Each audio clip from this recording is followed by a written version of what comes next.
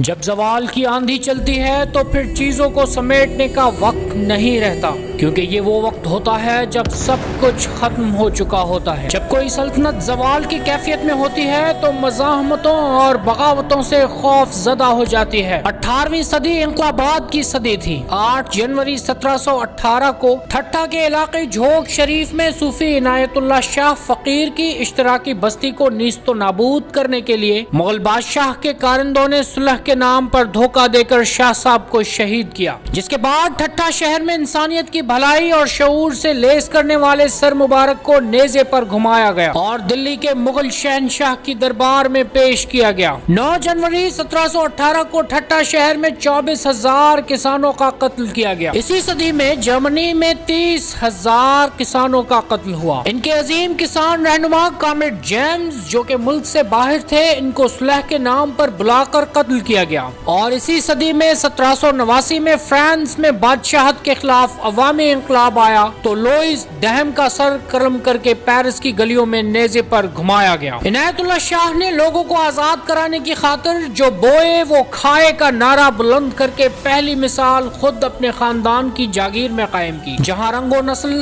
ذات اور مذہب سے بالاتر سب انسان برابر تھے۔ جاگیرداروں کے ظلم کے ستائے ہوئے مظلوم انسانوں نے جھوک کا رخ کیا اور دیکھتے ہی دیکھتے جھوک میں ہزاروں خاندان بس گئے۔ عنایت اللہ شاہ کی یہ اشتراکی بستی جاگیرداروں کو نہ بھائی، اس لیے ان کی عقیدہ پرستی، خانقاہ شاہی اور پیر پرستی کی جڑیں اکھڑنے لگیں اور ان کے تخت و تاج ہلنے لگے۔ 1716 میں نواب اعظم خان کو ٹھٹھا کا ناظم بنا دیا گیا، جو شاہ عنایت اللہ کا سخت دشمن تھا۔ ایک طرف ملاؤں سے کفر کا فتویٰ جاری کروایا گیا تو دوسری جانب اپنی اور علاقے کے جاگیرداروں کی مسلح فوج کو اکٹھا کر کے 12 اکتوبر 1716 کو جھوک پر حملہ کروا دیا گیا۔ اس وقت دلی کے پائے تخت پر مغل سلطنت کے بادشاہ فاروق سیار تخت نشین تھے۔ جب بادشاہ کے اعلیٰ کاروں نے جھوک شریف پر حملہ کیا تو عنایت اللہ شاہ کے مسلح تربیت یافتہ محافظین خندقیں کھود کر اس میں محفوظ ہوتے تھے اور حملہ آوروں کو شب خون مارتے تھے۔ وہ مسلسل اس طرح شب خون مار کر دشمنوں کو بھاری مالی اور جانی نقصان پہنچاتے رہے، جس کے نتیجے میں ان کے حوصلے پست ہو گئے۔ 3 ماہ تک کسانوں کے خلاف مغل شاہی کی فوج مسلسل جنگ کر کے جب جھوک کو فتح نہ کر سکی تو سازش کا سہارا لیا گیا۔ بادشاہ کے مسلح گنڈے سفید جھنڈے لے کر قرآن کریم کو ضامن بنا کر صلح کرنے کے بہانے دھوکے اور فریب سے شاہ عنایت اللہ کو جھوک سے ناظم کے دربار میں لائے، جہاں عہد شکنی کرتے ہوئے گرفتار کر کے شاہ صاحب کو ہتھکڑیاں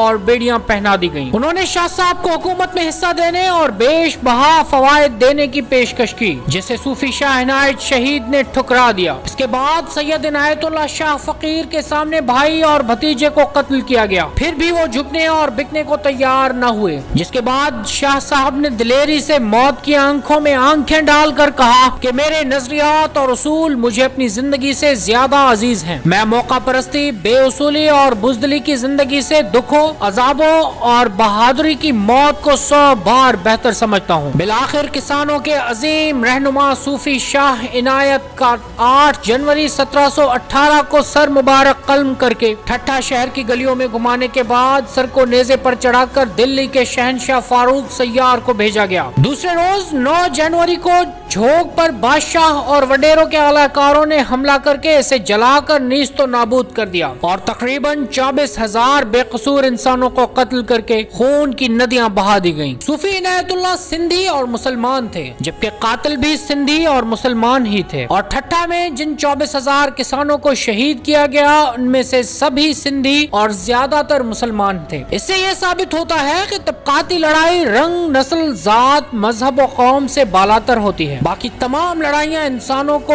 تقسیم کرنے، فرقہ واریت میں بانٹنے اور طبقاتی لڑائی سے دور کرنے کی سازشیں ہوتی ہیں۔ جابر حکمرانوں کے ہاتھوں شاہ عنایت قتل ہوئے، ان کی خانقاہ اجاڑ دی گئی، ان کے پیغام کو دبانے کی کوشش کی گئی تاکہ جاگیرداری خطرے میں نہ پڑے، لیکن تاریخ ایسی چیز ہے جو خود ہی انصاف کر ڈالتی ہے۔ شاہ عنایت آج بھی سندھ کے پسے ہوئے طبقوں کے لیے ایک رول ماڈل ہیں، لیکن شہزاد خان تالپور، اعظم خان اور سازش سازش میں شامل دیگر لوگوں کا کوئی نام و نشان نہیں ہے۔ آج بھی صوفی شاہ عنایت کا پیغام جاگیرداروں کے لیے ایک کھلا چیلنج ہے اور استحصالی نظام میں حق کا نعرہ مستانہ ہے۔